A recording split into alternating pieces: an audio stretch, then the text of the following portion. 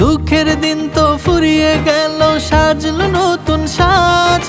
কৃষক ভাইয়ের ঘরে ঘরে ঈদ লেগেছে আজ। 2 দিন আগে কোরবানির ঈদ গেল। একটা সময় আমি কোরবানি দেওয়ার কথা স্বপ্নেও ভাবতে পারতাম না।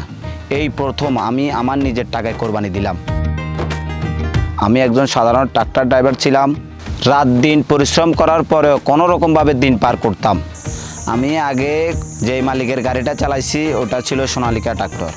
ওই গাড়ির পারফরমেন্স দেখে আমি মুগ্ধ। ধীরে ধীরে সোনালিকা ট্রাক্টরের উপর আমার একটা বিশ্বাস জন্মায়।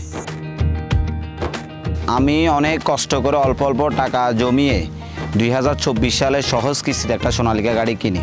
আমি নোয়াখালী কোম্পানিগঞ্জের মোহাম্মদ আরিফ হোসেন সেদিন নিজের পায়ে দাঁড়ায়।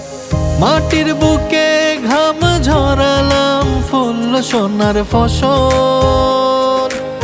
ত্যাগের দামে কিনলাম রে ভাই সেই জয়েরই সুফল। এখন আমি নিজের গাড়ি নিজে চালাই। আগের থেকে আয় অনেক ভালো হচ্ছে। এখন পরিবারকে ভালো রাখতে পারছি, পরিবারের মুখে হাসি ফুটাতে পারছি। আমি আমার মতো অন্য ড্রাইভার ভাইদেরকে বলছি, যদি গাড়ি নিতে হয় সোনালিকা গাড়ির উপরে আস্থা রাখুন। ইনশাল্লাহ আগামী বছর সোনালিকা ট্রাক্টর আরেকটা কেনার ইচ্ছা আছে। সোনালিকা শুধু একটা ট্রাক্টর না, এটা আমার ভাগ্য বদলানোর হাতিয়ার। সোনালিকার হাত ধরে আজ মুখে ফোটে হাসি। সোনার ফসল ঘরে তুলে আমরা সুখে ভাসি। ত্যাগের মহিমায় সমৃদ্ধির যাত্রায় সোনালিকা। সোনালিকার চাকা ঘরে ঈদের খুশি প্রতি ঘরে।